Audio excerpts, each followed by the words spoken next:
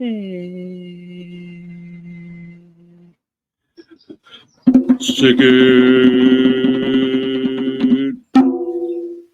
Hello.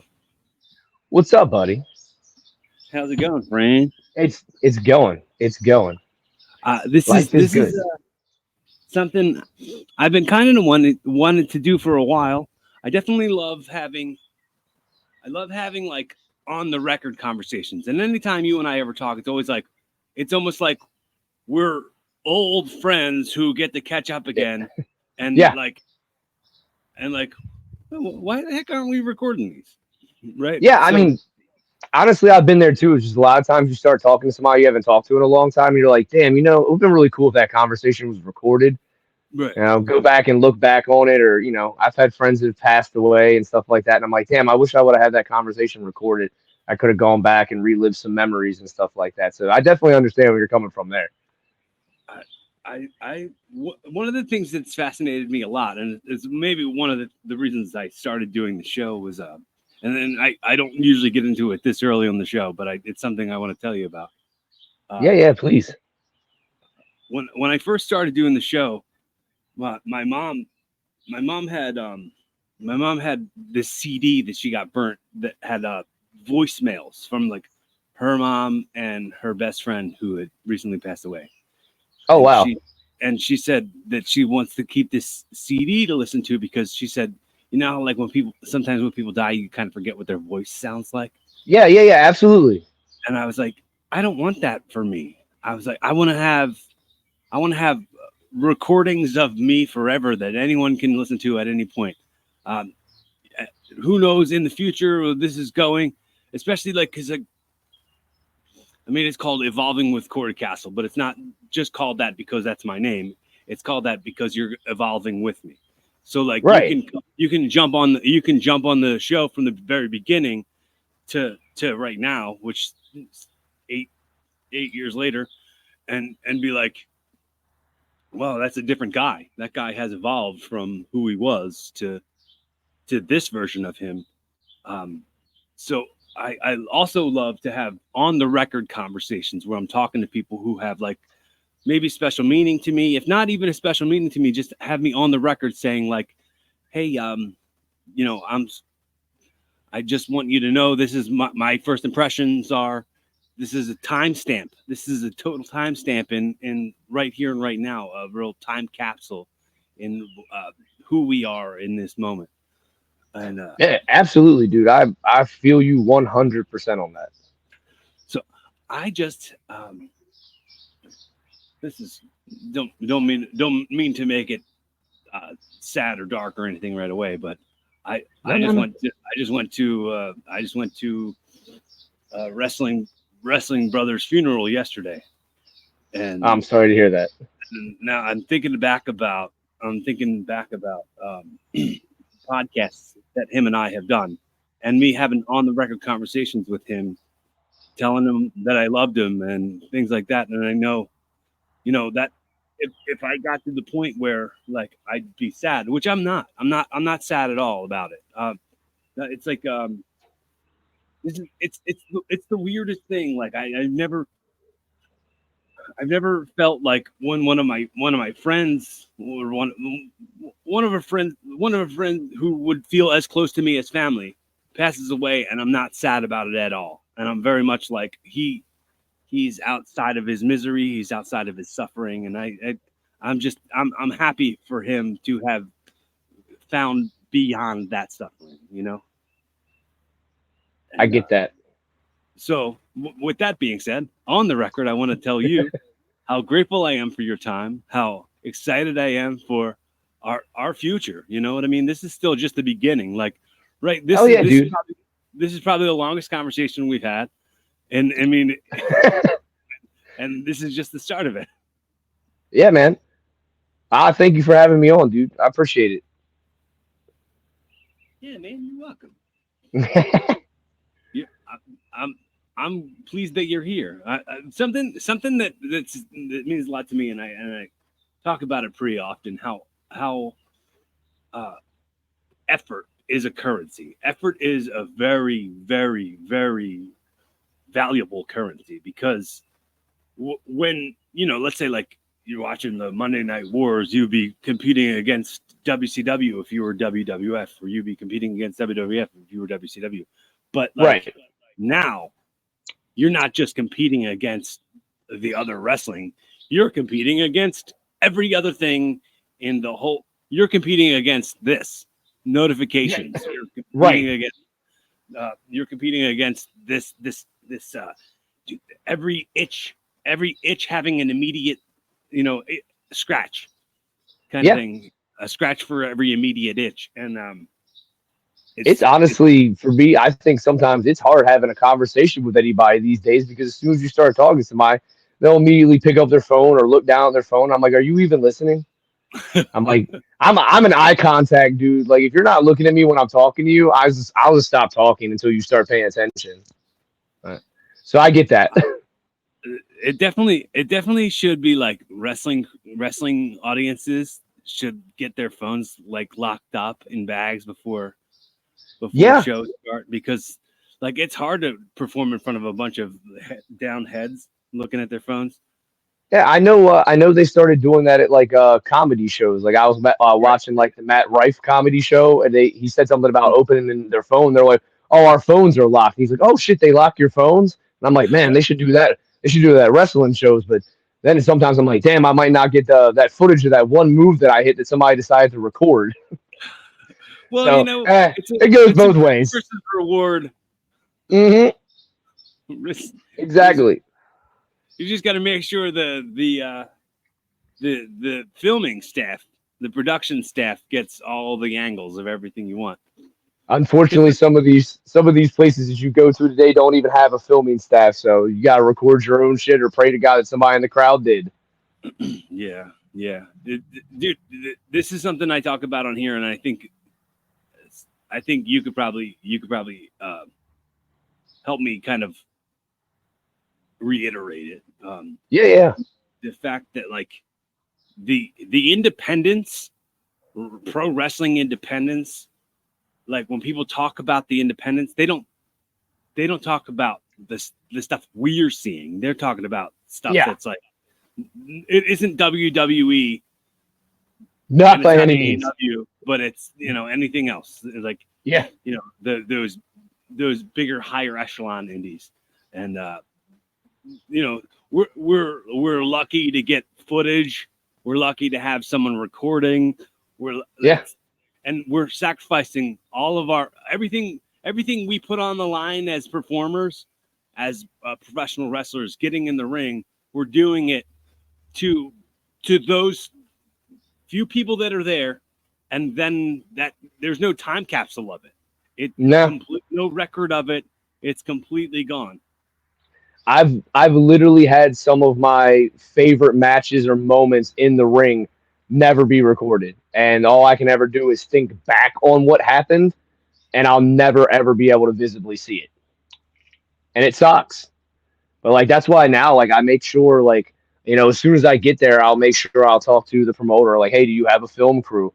Yeah, we have one. I'm like, all right, let me make sure I get their information. That way I can get my my footage, or if they don't, I make sure I bring my own phone or have one of my students that are with me record it, or hell, even my girlfriend, if she's there, I'm like, please record this. Like, I don't care if the footage is shitty looking from, my gimmick table, as long as I can see something, I'll take whatever I can get at this point. Need a reminder that you existed in that moment. Exactly. I might not live on forever, but damn it, if you get on YouTube, you'll be able to see me forever. Yeah. Unless they take down my YouTube channel, and then we're all screwed. Demonetized. I'm sure mine is definitely demonetized at some point. Is there any stuff that you might ever talk? Do you ever like have any on the record conversations with anyone? Like, I know you said that you don't like really doing or accepting invitations to do people's podcasts. Is there anything that you put out there on your own where you're like talking on anything or like commenting? So I always said it like when I first got in the business, I always wanted to be able to like document a lot of the stuff that we did. So, when I got in, it was 2009, and cell phones and stuff weren't that great. And I had one of the big old cameras with the cassettes in it, and we were taking that on the road with us. And I still have from like my first 2 years a lot of footage, and I had turned it into like a little documentary, basically not to sell to anybody, but it was just behind the scenes crap with the boys in the hotel room, after parties, footage of our matches, and I turned it into like a little 3 hour documentary that I still have.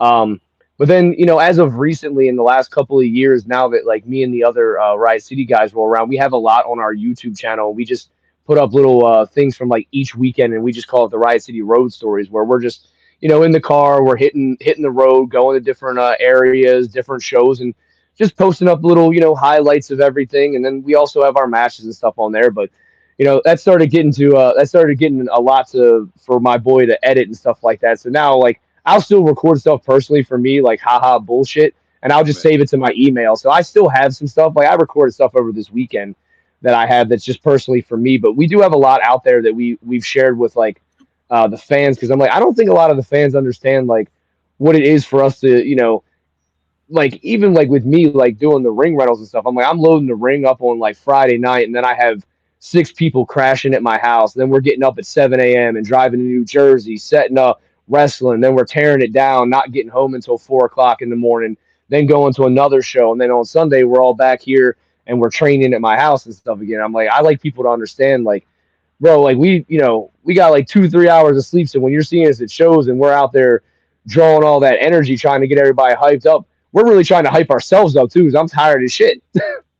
I mean, on top of that, it's all like it's kind of like you're laying down with dogs, hoping you don't get fleas, kind of thing. Exactly. Because who knows if a motor's gonna screw you over, or if you're gonna get paid, or if there's gonna be some excuses. There's always Yep. some excuse that these carny Fucks. Yeah, you can say it. these con men Yep. throw right at us. I mean, the business is filled with people who are stuck in a very expired way of thinking, and Yep. pro wrestling is getting away with it more than any other business. Yep. Because And it's so like hard to police it. I told a lot of my students, like, I'm like, the guys that are like just getting into the business right now, I'm like, go out there, do what you can do, take the bookings and stuff that you can get right now, because you're gonna need footage. So I'm like, go out there, I'm like, experience it. I'm like, if something shitty happens, I'm like, I went through that time too, but like me and some of the other guys that have been doing it, this is my 15th year now. So I'm like, now with me doing it, I've really cut back. Like my weekends are still filled, but I've really cut back on like the places and people that I'll work for. And it's not being mean, but I'm like, I want to go to the places that, I know that I get my compensation. I want to make sure that I get footage. I want to have fun while I'm there. I want nice, fun crowds. And hell, I don't need titles and shit like that, but give me a good storyline, or give me somebody good to like work with, or put me in there with one of your green kids and let me teach them something. So like that's where I'm at now. Like I only work for the places that I feel that are actually like fun and that I beneficially get something out of it for me. Like there's got to be something worth my time. Something worth Exactly. It has to be worth my time in order. If not, man, I'll gladly sit home and watch a movie. So that goes back to me talking about currency of effort, and the time and effort are a very valuable currency. Make it worth it.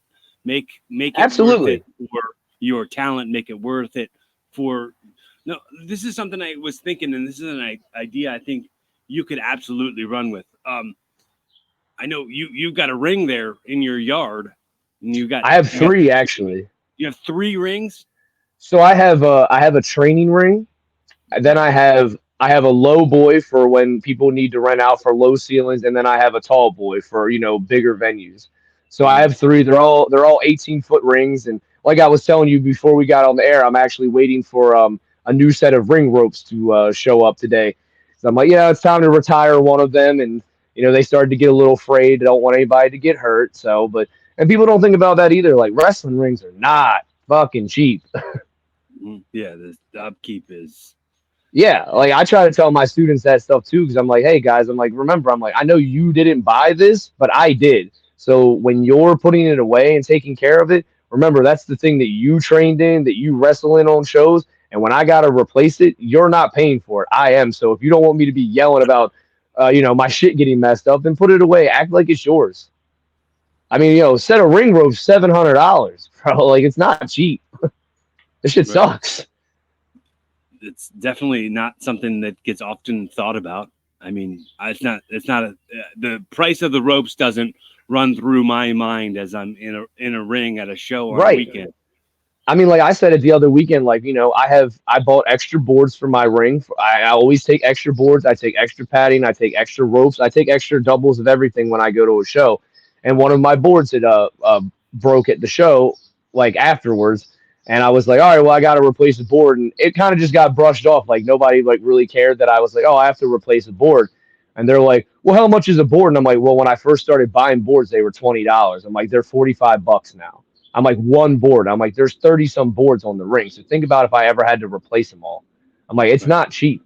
Turnbuckle hooks, for 12 of those, it's like $270. Canvases are $600. I'm like, this shit's not cheap. So keeping the upkeep of doing that, I'm like, I mean, obviously I'm doing it for me, but I can't help a show run properly if I don't have stuff. The students can't train if they don't have a training ring. So, it's one of those things that I always say you gotta put back into it what you want to get out of it. So like it's invest in yourself. So I make sure like I always pull money and I set it aside so I know it's always there. I do the same thing with merch. Like once I know my merch is starting to run out, I already, have it in back of my head. All right, I gotta get new merch. So I already have that set up to do that. Which we're picking up new merch this coming weekend when we go to Lewistown. So Dude, I'm thinking because I mean, I I was going to tell you the idea that I had, and then oh yeah, I sorry. got sidetracked completely. But uh, the idea that I was thinking was like you've got the ring, you've got students, Hmm. you're kind of this kind of traveling act, right? I've been called that a lot. If you were to have a YouTube channel that was filmed like it was like a documentary where Uh-huh. where you were in the ring, like showing people, like documenting you, like saying like, hey, you know what, you can go back in 6 months and rewatch this and see how much you've grown, or how much you've dropped. Like I think that helped me a lot when I was training, was watching footage of myself. It was So like, what's funny is what I do is like when we're training, I have a private group page that is just for myself and my students. So when they're training and they get through or learning spots and techniques and stuff like that, I'll record it. And then what I do is I put it up in the group page for all of us. That way, if some students aren't here that day, they're okay. This is what you missed. Or if there's students that are more advanced and can add something like, hey, watch your footwork, something like that. But as long as I never delete that page, it's forever going to be on Facebook. So you can scroll back all the way to 2015 and see all the stuff that we've done and see the students that have came and gone or whatever the case is. Like you can always look back on the stuff. So I fully understand what you're saying there. I mean, that's what I did when I was training. Like we set up a camera and then like, after Ruckus, when he would leave, me and the kids that were training, we would go back and we'd plug it into the TV and watch our spots back. And since I had a ring at the time, when he wasn't here for training, we would literally just go and run those spots over and over and over again during the week. And then when he would come back, it was like they were flawless because we were able to watch it back and we had a ring to do the stuff in. So I think honestly for me that helped training move a lot faster for me because I know all people have different, time periods of how long they trained before they had their first match and stuff like that. I only trained for 3 months before I had my first match. I that's know there's so been people that's like, a year or more, stuff like that. Like I've talked to people that are like, yeah, I've been training. I'm like, how long you been training? They're like, oh, I've been going on 2 years. I'm like, you haven't had a match yet? And they're like, no. And I'm like, oh shit. Yeah. They're like, how long did you train? I'm like, you don't want to know. I don't want to make you feel bad. I definitely got thrown to the wolves though. I definitely don't want to say feel bad for me, for sure. Don't feel bad for me. But I I was about a year, Okay. maybe a little bit more. But it was also because uh, my trainers didn't want me to have my first match until I was graduated high school. Like they wanted me to graduate high school first. They wanted me Fair. to. I started training right after I graduated. Okay, yeah. So I was still in school, and they wanted me to finish school before I had my first match. Well, So that's good though. I mean, that's smart. Like you don't want to get hurt when you're in the middle of school or anything happen like that. So yeah, I fully understand that. yeah, I they was made me bring my watching. high school diploma into the wrestling school. Hey, that's smart, man. That's smart. I actually did that with one of I did that Only with time one of I've my used kids too. the What's only that? time I've used my high school diploma was Yeah, there. mine's been in the closet since the day I got it. Right, it's in some box in some drawer or something. Yeah, yep. That and the Never cap done. and gown. Right, I never. We didn't keep those at my school. Really? Oh yeah, Yeah, I still got mine. That's yeah. Let funny. me. Oh, dude, you can start doing like a genius Lenny Poffo gimmick, Oh yeah, I don't know about all that. the valedictorian. But yeah, we actually did that with one of my students. He came to a show and skipped his senior prom to come to the wrestling event. So he didn't go to senior prom, came to the wrestling event, and my parents happened to be there. And he had sat behind my parents and was talking to his parents about wanting to train to be a wrestler. And they're like, "Oh, well, my son's a trainer." So when I came out for my match, they pointed him out, and then he came up and found me at intermission and we trained him. He was 17, and he had his first professional wrestling match on his 18th birthday in Delaware for PPW, and all of his family came out to it. So I always say I think he got one of the coolest debut stories Nice, out of yeah, all dude. of them. Yeah, dude, that's so cool. The the the the thing that always fascinates me, and I probably talk about it on here a lot, and I'll ask you because it's something I'm really fascinated with. I want to know, kind of like the what your life lessons have been. Like, what's the path that you've been on? Like, as far as like coming from a single parent home, both parents, siblings, what kind of relationship, what kind of like uh, spiritual, religious upbringing, that those kind of things just this fascinate me into finding out the kind of person I'm having conversations with, the kind of person that I'm creating these moments with, you know?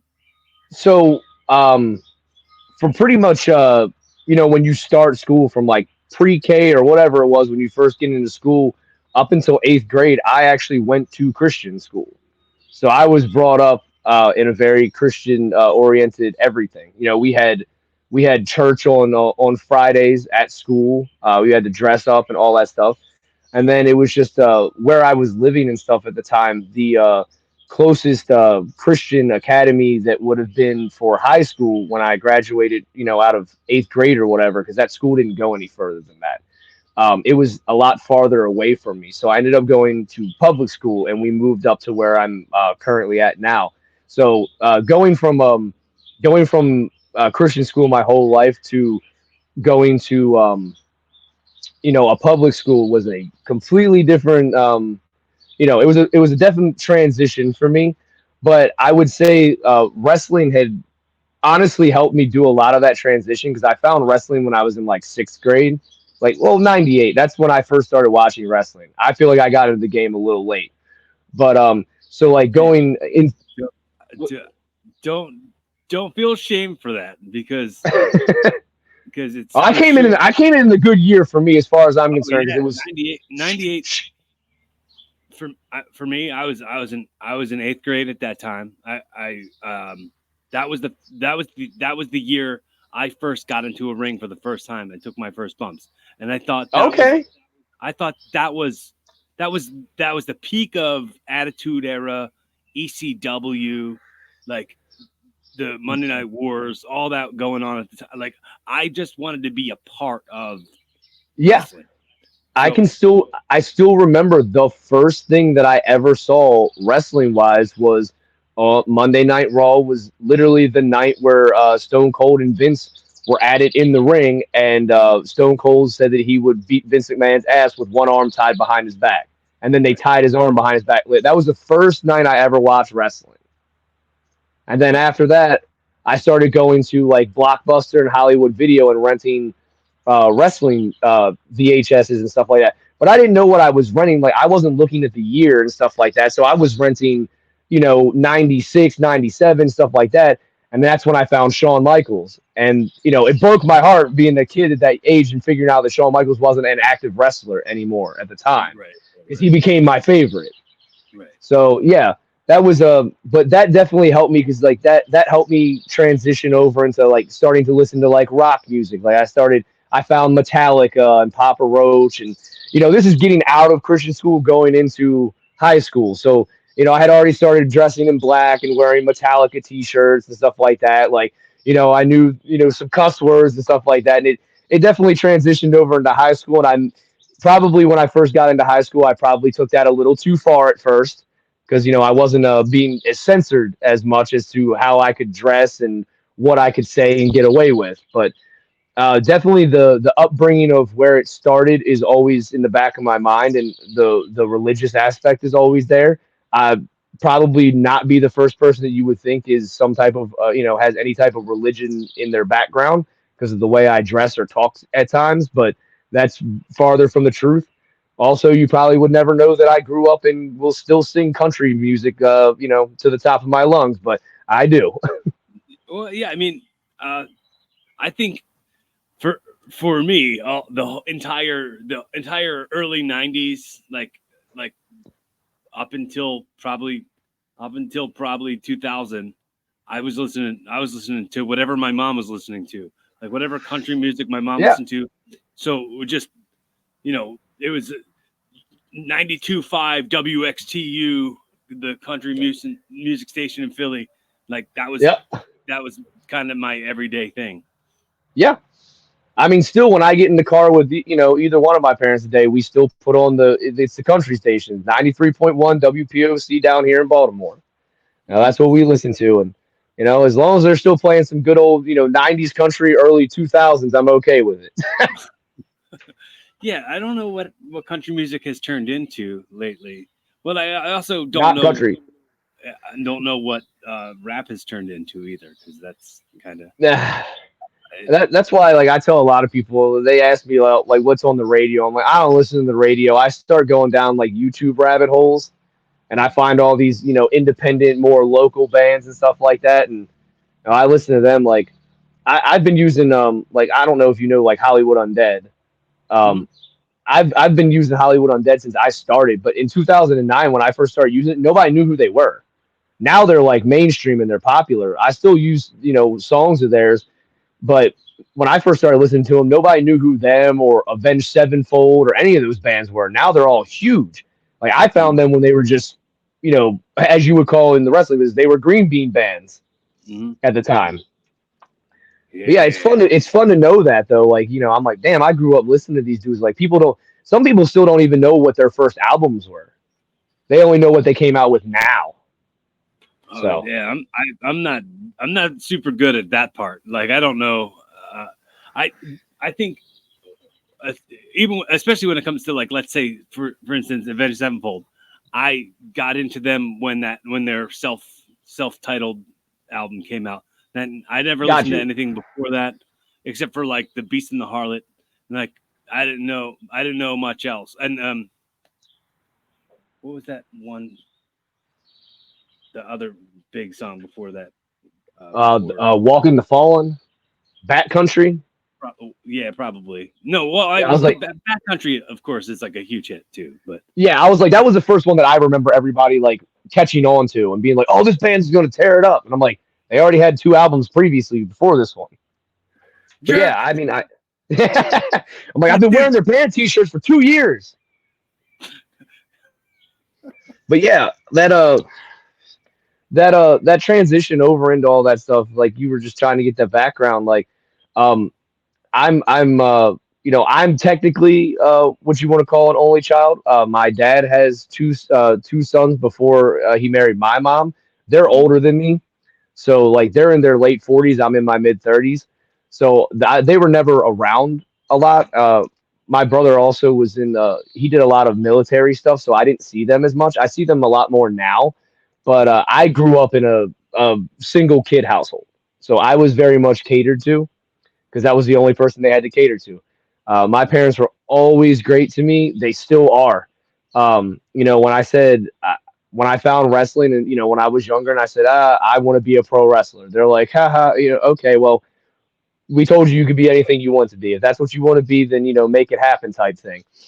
So like when I was in sixth grade, my parents, like, I don't know how they did it or whatever it was. They found I guess somebody on the internet who had like built a wrestling ring like out of wood, and they got the like, I don't know, the shit to make it, the instructions, and they bought poles, we concreted them in the ground, drilled holes, strung wire through a garden hose, wrapped it in duct tape, and we built a ring for me and my friends like when I was in sixth grade. So like they've always been very cool with that. And then like even when I was getting ready to graduate and I said I want to be a pro wrestler, like I found somebody to train me. They were like, yeah, you can absolutely do it. We're not going to tell you no, just in case it doesn't work out. Like please just get a real job and be able to be stable, and then you can do that on the side. And they were just always very supportive. They still are. They still come out to the shows and stuff like that when they're local around here. How did you find Ruckus? How did you find Claude? So that's always my favorite story to tell. That's the one I'll never get tired of telling. So when we used to, obviously me and my friends, we used to backyard wrestle. Mm-hmm. So we used to backyard wrestle. We're down here, MCW, Maryland Championship Wrestling. Mm-hmm. So MCW had I think they had just opened back up, and they were having their birthright, their first show back, and we all decided to go to it. And that was the first time that I met Ruckus. I watched him at the show, and I was just like, dude, this dude's fucking, like, he's crazy. But, like, I just couldn't believe it. Like, him and Robbie and I think G's and Derek were all there. And me and my boy, we just happened to, Frazier, we just happened to walk outside to get some air during intermission. And, of course, Claude came outside to do Claude things.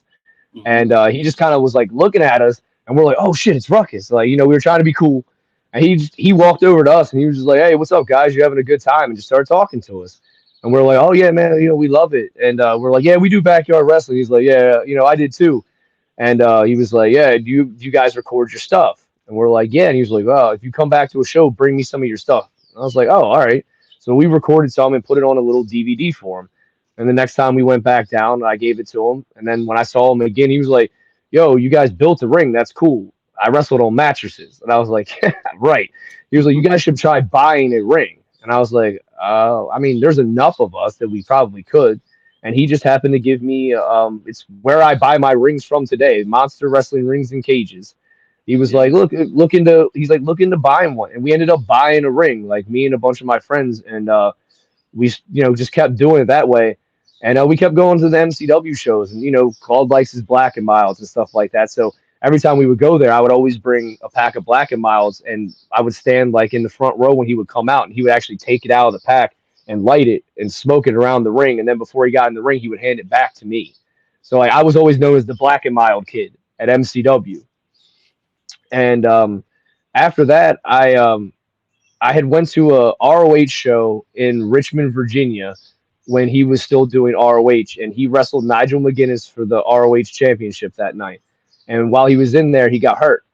And Meg, his girl, Megan. So Meg was there, and she happened to see me, and she was like, hey, walk outside and smoke a cigarette with me. Claude's hurt. And I'm like, who the hell is Claude? Like, I didn't know his name at the time. He was just Ruckus. And she and I remember Claudio Castagnoli and Roderick Strong and Alex Shelley all walked out the back door to tell her that he was okay. And she was like, all right, thanks for standing here with me. Don't you want to be a wrestler? And I said, yeah. And she was like, give me your phone number. I'll have him contact you. So the next day I was sitting at my house and my phone rang, and I just picked it up, and he was, yo, is this Nick? And I was like, yeah, who's this? This is Ruckus. And I just lost my shit because I didn't really think it was going to happen. And he was just like, so you want to wrestle? And I was like, yeah. He was like, did you buy that ring? And I was like, I did. And he goes, when do you want to start training? I was like, when can you start training me? And he's like, gave me a date or whatever. I gave him my address, and that's how I started training. He told me what he wanted to train. I gave him all the money in cash and just trusted he wouldn't rob me. And because I didn't know where he lived or anything at the time, I didn't even know his name was Claude. I just knew Ruckus. And then, he came up and, my friends were like, how much did you pay him to be here? They thought it was a joke because he came to one of our backyard wrestling shows and watched it. And he picked out some of my friends that he was like, they could be a wrestler. Out of the 5 that trained, I'm the only one that actually went pro. So, but yeah, that's how I met him. It just, thank God, luck of chance. Because if not, I was searching around for wrestling schools, and thank God I got to be trained by one of the best, and I got to be trained in my house, so that was cool. Yeah, man, that's so cool. That's awesome. Thanks for sharing that. Dude. That's why I said I was like That's one story I do not mind sharing anytime, because he did not have to be that fucking cool with me, and he just was. I mean, there's something I think I've always known about him is that he's just like a genuine guy, just an incredibly genuine. I think I'm not all the way certain, but I'm not all the way certain on what the date was, but I know I met him when him and I were both young, both really young. I mean, he was booked on a show, might have been his first show that he was booked on, and it was in PA, Levittown or something, and then they needed help putting the cage up for the main event, and myself, Claude, and a couple of my friends who also got into wrestling training with, who also aren't stuck with it, aren't pro, and I stayed with it. Right. So out of all my friends I started with, I'm the only one still doing it, just like you. Yep. But yeah, he was so even when I would go to the MCW shows, he always had his merch table, and he always had a Ruckus best of DVD, just a bunch of his matches, but he would also always have CZW DVDs on the table. And I bought a bunch of those in the time period of knowing him. That's how I found out about CZW. So I still have some of the CZW tapes. That's where I ever first saw you, was on CZW. Yeah, when you were tagging with Niles. Mm-hmm. So I was like, the good old days. Yeah, I remember that. CKNY. Yes. Yep. I mean, that it's funny that I started in the wrestling business when I was really young. I'm now, I just turned 40. I've been doing this since I was a little kid, and the stuff that I'm most known for to wrestling fans is the stuff I did when I was a kid. Right. Because the indies are, some of them, they don't record their stuff, or results don't get out on the internet. Exactly. So it's like I exist in the years in the early 2000s, but otherwise I don't exist. I was gonna say I've known about you since, like you said, that early time period and stuff like that. But the first time I ever met you physically was at DCW in Delaware. Right. When we worked each other, that was the first time we ever met. Yeah, same. I don't even remember what year that was. 2014 or something. Yeah, it was. Yeah. It was. I still have the DVD. Yeah, I still put some clips from that match on my in social medias and things like that, because I remember it had some cool parts to it. Oh yeah, it was a fun match. I remember I was just coming off of torn tendons and ligaments in my knee, so I was still learning how to work around injuries and still trying to do some of the shit that I would normally do, and now I figured out how not to do that. I think we were trying to discuss figuring out how to get you to jump off the soda machine and not hurt your knee. Right. Or something. And I remember the funny thing was that ended up hurting my knee by accident was when we did the little door spot and we flung the door open. It hit me right in the knee, and I was like, all right, well, I'm glad this is towards the finish. But yeah, I mean, that was this past Saturday. I did lucha shows in DC, and I caught a guy on a dive, and I sprained my wrist. So my wrist is all swollen. And then I wrestled Sunday. Thank God one of the people that I was wrestling on Sunday was Ruckus. So he very much took care of me. And don't worry, I'm not going to whip you off. I'm like, please don't. It's my left hand. So, like, knowing how to work around injuries and making sure that your opponents are safe and stuff like that is a huge thing. And that's one thing that he was very big and taught me how to do. So he was like, how'd you hurt yourself? I was like, well, I mean, I sprained my wrist, but I didn't let the dude bang his head off the floor. So, like, I feel like I did my part. Yeah, you got the social obligation of protecting your opponents. Yes. And the divinity of it all. The secret dance of taking care of your opponents is not something everybody's trained in. No, I literally watched somebody on the same show. They went to do the running the cactus tumbleweed off of the ring apron, and the two guys that he was supposed to have caught him moved out of the way, and he just front flip bumped straight to the floor. And I'm like, yeah. I'm like, why are we doing that? But I think dives in wrestling are so overdone that like they're not special anymore. No. And it's such a and I used to say this about wrestling with certain people. It would be like, that move doesn't look like it hurts very much, but it hurts way more than it looks like it does, and it might not be worth the risk. Yeah, so, people aren't thinking about the the velocity that these dudes are throwing themselves at you. Like it hurts, or like even doing something like just as simple something simple as like a suicide dive. Like when you're popping out there and you're landing on your feet afterwards, I'm like, you're coming down through the middle ropes and stuff like that. I'm like, that takes a lot of toll on your ankles and stuff like that too. Right. I used to always because I wasn't a jumpy divey guy, but I would go. Right. I would make sure in my matches every once in a while, not all the time. It's not something I did often because I didn't see the benefits in it. I didn't see the invincibility of like, oh, this isn't going to hurt me. It's going to take its toll if I continue to do this. But I would always make sure I hit a dive off the top rope onto the floor. Like I always did one, but I stopped. I never got hurt doing it. Knock on wood. I just didn't want that to happen. So I was like, I much rather instead catch somebody because I know that I can. You know what I mean? I know that I'm more confident in taking care of my opponent than I am confident in them taking care of me.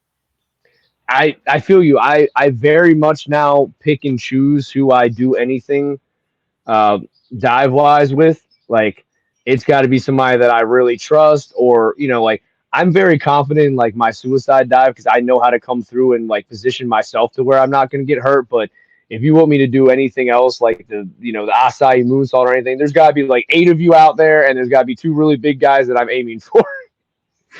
But yeah, I totally feel you on that. I would have to say that it was like it was an old CZW. So if somebody can find the tape, send me the clip. But I was a part of like a group that was catching somebody who was doing a moonsault off the top rope onto the floor, and his knees busted me right in my nose. I remember my nose. I busted my nose real hard. But yeah, dude. I did bleed in CCW a bunch, but never on purpose. This is the same thing I told Claude because he's always like, oh, I remember I did this thing at CZW. I'm like, go back and or get like IWTV, the app or whatever, because they literally not too long ago they uploaded every CZW show from like 1999 all the way up to like 2013 is on there. So if it was there, it's findable because they uploaded the whole RF video library on there. Okay. Yeah, I half don't want to look through it. I feel you. I feel you on that. it's only like it's kind of like it's basically like say you're an arena act and you're playing with your band at arenas. Like you're not watching back your garage band days. You know? Right. I'm not an arena act, nor do I think CCW at that time was garage band, because for sure it was huge. I all the time wish that like the talent level of me now was in that person. You know, like I wish that like somehow I could be, it could be 2003 all over again, just so I could Yeah, because understand. I'd have to say at that time period, like the two biggest indie companies in the world were CZW and ROH. Yeah, It had to have been. I mean, they were even doing the CZW ROH crossover thing at that one point. So, like, they would have been the two biggest, local indie things that were around. I mean, now I guess you could say it would be like GCW or, what's the other one? Evolve or something like that would be one of them now. I don't know. I don't know, man. I'm worried about what I'm doing and having fun. So, are you not watching the WWE stuff right now?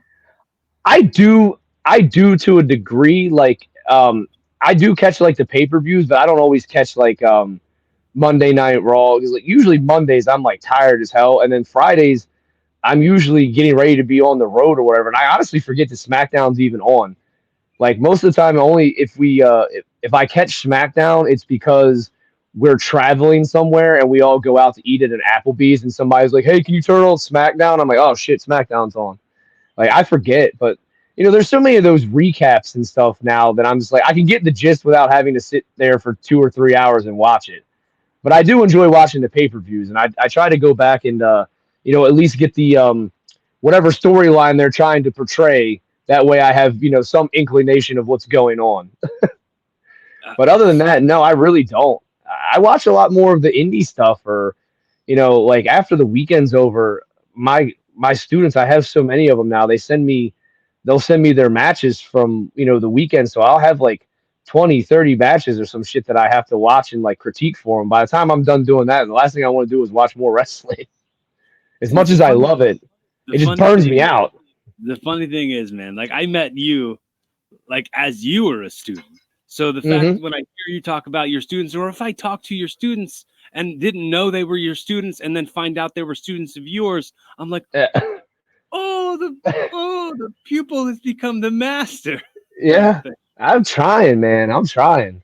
Like, find out about that. And like, if you're, if there was some document of like you showing these kids like doing lessons, if like there was a series made out of teaching lessons and like a docu series type thing about that, because like your school, it's not really in a building, it's in your yard. Yeah, I can see the ring from here. It's not a very high known thing, and more people should know about it, because it's so punk, and it's so like grassroots. It's crazy. It's crazy the word of mouth that I get without actually physically like pushing it or promoting it. Like the show on Sunday, I had by the end of the show, like 2 of my students came up to me and were like, "Yo, we found 2 kids that want to train, and like, I got their information for you." Like I talked to them this morning. Actually, they're planning on starting this Sunday. And it's just the funny word of mouth thing, how that happens. Like, and it's fun for me to sit there and go, oh, I've had students that have wrestled on WWE. I've had students that have wrestled on Ring of Honor, on AEW. Like, it's cool to be able to say that. Yeah, it's rad. It's really cool. I tell them all, I'm like, yo, whenever y'all get famous and you get a Wikipedia page, I better see my name under trainer, just so you know. So they can say Performance Center. Do you put like a tarp over the ring when you go inside at night usually? So I have a shed out here. So all the all the ring ropes and the stuff like that, and canvas and padding are all in the shed. The frame is just set up. It's just the frame and the wood's up in a pile, and I have that all tarped over. Okay. So then each time they come over, they just set it up and then they take it down. Nice. But yeah, Nice. that's why I was like, that one's the training ring. I used to use that one for shows and for training, and then I bought the other one. So I'm like, the other two are just sitting in a shed, so like they're just get pulled out for shows. This one's just, the majority of it's set up. They just got to put the random crap on. I kind of want to do something similar to what you're doing, man. I laugh about it all the time. The fact that like, for the majority of my life, I've been in the wrestling business, and I've never had a student. I've always wanted to feel that feeling of like, oh, I got this one from scratch and turned them all the way into this. Yeah, I've never had that. I've always wanted that. I'll tell you, it's a cool ass feeling, dude. It really, really is. Like, it was the other weekend. I got to sit there and watch my student, Chris Slade. I got to sit there, after my match and sit there and watch him wrestle I Matt recently Riddle, and I was like, that's fucking cool. I recently wrestled him. Did you? Yeah. Which one, Slade or Riddle? Is it Dorian Womble or whatever? Is that who that is? Mm-hmm. Yeah, Dorian. Yeah. I recently had a match. How was it? It was fine. It was totally fine. I like him. I like him a lot. I think he's a good guy. Yeah, He's a good guy. He's a talented little. He's got a undeniable talent factor to him. Yeah, he's definitely one of the ones that I get. I've seen him work Swan. I've seen him work Riddle, and they're all both like, "Why is he not on TV?" I'm like, I don't know. Ask him. I can only give him so many tools. The game isn't a meritocracy anymore. Like, right. I don't know. I don't want to say anymore, like to say that it always has been, but there is a level of like favoritism, nepotism. 100%. Who do you know? Everything like definitely political. I don't mean to bash a company that's called All Elite, but the thing is, you guys are the elite, and all your friends work there. To people who are like loyal to this business, who have given my blood, sweat, and tears for decades to this business, and I'm not in your friends group, and I can't get a look, and I can't get a job, but right? Like, it's kind of like one noted, almost. It feels one dimensional, yeah, for sure. Yes. I used to take a lot of pride in the word elite, because really when we talk about the people you started with and how all of them are gone and you're still here, like I would always be proud of that. And I would always say like, if you go in school, if you're in school, you can play for the baseball team, the basketball team, the football team. You can go to MMA gyms all over the place, but where do you find a wrestling school? They're not at every corner. For you to have wound up at a wrestling school is because you believe that you're elite and you believe you belong in this business. And I've always asked people if they can make a conscious effort to remind themselves that they belong in that elite, because they believe they belonged enough to show up at a school. Now, I hear you full force. Carry yourself with your head high, like you actually belong there. Right. I just I don't. I'm not bitter. It would sound like I'm bitter, but for sure I'm not. No, because I completely understand where you're coming from. Like, like right around the corner from me, there are 5 gyms. There's not 5 wrestling schools. There's not even 5 wrestling schools in the state of Maryland. Right. And I don't even count myself as one of them. Right. To be fair. So I do understand, like, if you went and found one and you were willing to commit to that, it's not easy. I know I told you I take my glasses off, give you an Iggy. The only reason I'm doing that is because my phone is like on 10%. Okay. It Well, just gave me a notification. Just a couple more quick things, and I'll send you off into the sunset with a hot dog and a handshake, and you can rock and roll. Thank you. So, I do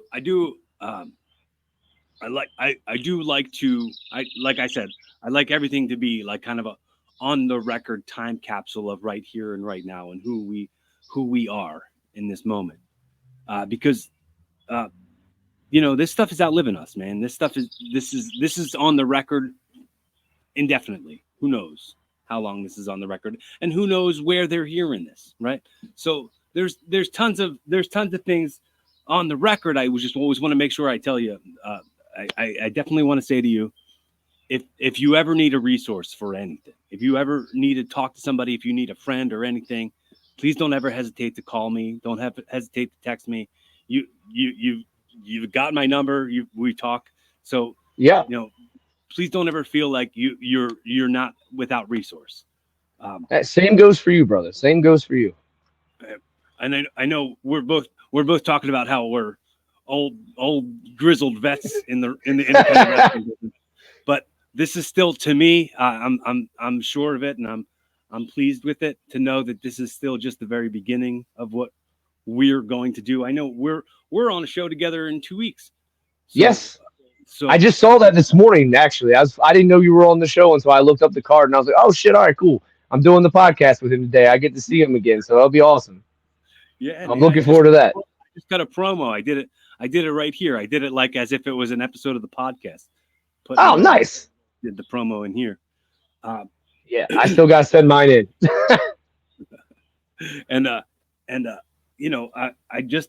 I say all that to say, like, if there's anything right now while we're on the record that you'd like to ask me or you'd like to say to me, I'm giving you this platform right now to ask me anything or say to me anything that's on your mind or on your heart. Well, dude, I'll tell you this. Like I said, when I first got in the business when I was looking it up and all that stuff, I told you I saw a lot of CZW stuff. So CZW was really my platform for the indie wrestling. So being able to work with, having Ruckus be my trainer, I've been in the ring with Robbie Marino a lot. I've shared locker rooms with a lot of the CZW guys, and being able to share the ring with you, like the one time that we actually did get to share the ring and you actually becoming one of my friends, always means a lot to me, because there's a lot of the guys, CZW wise, that I've never ever got to meet or anything like that. Like I've reached out and I've talked to like Nick Mondo and told him that he was like one of my inspirations. He was very cool to me. I got to talk, I talked to Messiah. I talked to Joey Chaos. I've never met any of these dudes in person, but they were all people that I looked up to when I was training and getting into the business. So being able to share any type of communication with them and them being very nice and reciprocating to me was awesome. So like being able to work with you, and I never wrestled him, but I got to work very hand in hand with Derek in my first like 3 years in the business, and everybody was very super nice to me. It made my transition coming from, a kid that was training to being in the business and gotten a lot of good advice from dudes that I looked up to that I didn't even know. So I thank you so much for that. I thank you for having me on the podcast, and thank you for the one time that we got to work. I'm glad you got to work one of my students so far. I hope you get to work more, and I hope we get to share the ring again. But I'm always happy to share the locker room with you, at least on doing that. Yeah.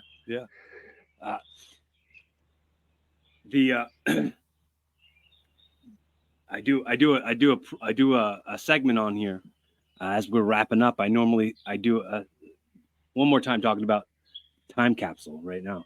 I like to do a segment that I like to call audio time travel, right? So let's say your students, your people that your parents, your people that love you the most, and in 20 years stumble across this recording, and what you're saying next in the next couple minutes is going right into their ears. You're giving them a message and a timestamp from right here and right now. What messages are you telling them? My parents for being so loving and working with me so well on letting me become the person that I am now. They built me a ring. They let me put a ring in my yard to backyard wrestle. They let me have a ring, like to train students, stuff like that. To come out, be still so supportive. Like they'll wear my t-shirts. They talk about me to people that don't even know anything about wrestling. But the fact that they're as proud as they are of me, of telling me like I should have a job getting into this, and now I'm renting my ring out. I'm training students. I'm selling merch. I'm working every weekend. For them to be there through all of my injuries and stuff like that. Great. My current girlfriend, who I've been with for like 5 years, who has just been very supportive. Um, all my students, because a lot of this stuff wouldn't happen if it wasn't for them too. Like we wouldn't be able to get the ring to shows. I can't do that shit by myself. So them for being there to set up and do all that. My close confidant guys like Ron Holiday, Eric Ecton, Jason Drake, the dudes that are actually part of Riot City's Most Wanted with me. Like they are my family. They're here a lot. They're like my brothers that I do have brothers, but they're like my brothers that I see on a regular basis. We share food and shit together, and I don't know what I would do without them. I wouldn't be able to travel and do the things that I do without their counterpart. And just all my students who actually took the time to let me or put their life in my hands to teach them how to do what they're doing. And then seeing you guys go out there and doing the successful things that you're doing, you don't know how much that means to me. You think it means a lot to you guys. It means a lot more to me. Trust me. You don't understand that, but like you said, you didn't get a chance to like raise somebody, up from the ashes and see them. It's like me raising a child and seeing them walk for the first time. So seeing those guys going from, not knowing how to take a bump to going out there, wrestling on AEW or wrestling Riddle or any of those guys, and them getting their own bookings now and having their own merch. I'm extremely proud of that shit, and I can always look back and like that's another legacy that I left behind. Because even when I'm gone, even when they're gone, if they went and trained somebody afterwards, it still always comes back to me. And like I tell Ruckus, that shit always comes back to him too, because he trained me and I trained them. So by proxy, it all started with him, as far as I'm concerned, in my lifeline. I do a very similar thing. I talk about like the like my grandfathers, like my wrestling grandfathers, meaning like Right. the trainers who trained my trainers. Like so I was trained by Eddie Valentine and John Dahmer. So it's like John Dahmer was trained by Iron Mike Sharp, and Eddie Valentine was trained by the Wild Samoans. So it's like Right. those are my wrestling grandfathers, and Yep. have a sacred bond that I think I have with like any Islanders that I meet, any the Samoans in this business. I feel like we've got like similar like ties. Exactly. Like because the fact that they're the wrestling business is filled with a little bit of nepotism, and there is some like I always have thought this, and I always do think this. Like I wish that I had family members in the wrestling business, and I don't. And no one in my family is even a fan of wrestling. Yeah, pretty much same here. It just like I found me and it bit me, but it didn't bite anybody else in my entire family. Like I said though, man, just like that, like my not only my parents, but like I have other family members, like my cousin Stacy, like her fiance and her son, they always come out to our shows. Like I know they're not like the biggest wrestling fans, but they like to see what I get to do, and that makes them happy. They like to go out, have some food, have a couple of drinks at the bar while we're wrestling, stuff like that. And they're friends with a lot of my students, because like my students became family. So not only are they there to watch me, but they're there to watch like Chris Slade and those guys too. So like I said, like it really is a family when it comes to my group of guys, because it's not like they're just here for training. Like they're over here a lot, like they'll come over here and stay here. I've housed a couple of my students when they lost their apartments and stuff like that, or when they're moving. Like I've had a couple of my students live with me. So like it really is a family thing. So like my actual blood family has adopted them as family too. Like they all call my parents mom and dad. Like, they're a family. So it's just cool to see everybody get along and see the good support that everybody shows for each other. And I couldn't ask for anything more than the support. I love it. I'm so grateful. I'm so grateful for the currency of your effort and your time. this morning, this afternoon. Absolutely, man. You know what? I, We will do it again. I look forward to it. I look forward to us tying back up in the ring and creating some magic and really Hell yeah, dude. creating some memories together. And I'm excited for anybody who listens to this to stumble across you and find whatever. Like, what if somebody who lives in Baltimore didn't even know your school existed, but they listen to this podcast and then want to reach out to you in some way? What would All you be the gotta best do way is for them to reach you can reach out to me on Facebook. It's under Nick Sickened. It's SICEND. Last name Taylor. Or you can find the Riot City's Most Wanted Facebook page. Reach out to us on there. One of the 4 or 5 members will reach out and get in touch with you. You can follow our YouTube channel, which is also Riot City's Most Wanted. We have matches from all the members. It goes all the way back to 2010.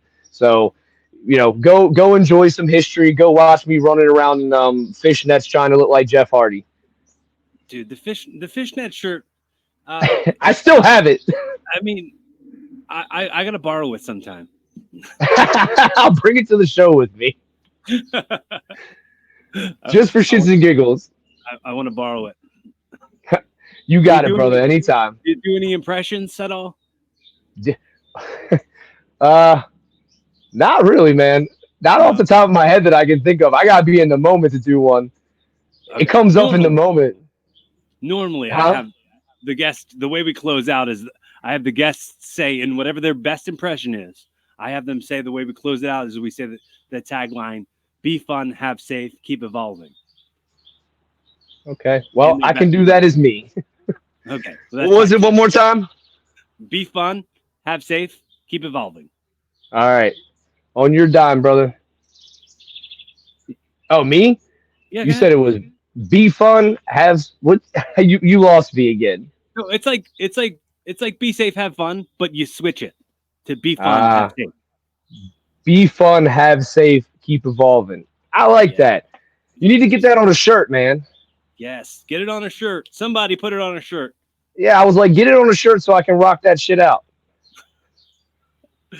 Go to prowrestlingtees.com/Corey Castle and you can get. There we go. Corey Castle merch. There we go. Everybody, I do appreciate you having me, though, man. Thank you so much. It was just fun, man. Yeah, thanks so much. Absolutely, man. Dog. Yeah. No problem, everybody listening, if this is your first time checking out Evolving with Corey Castle, make sure you hit subscribe. Make sure you hit follow. Whatever you do, prove to me that you exist. If you comment, like, subscribe, do any of those things, just help me feel like I'm not doing this for nothing. You better do it, or the whole Riot City crew's coming for you.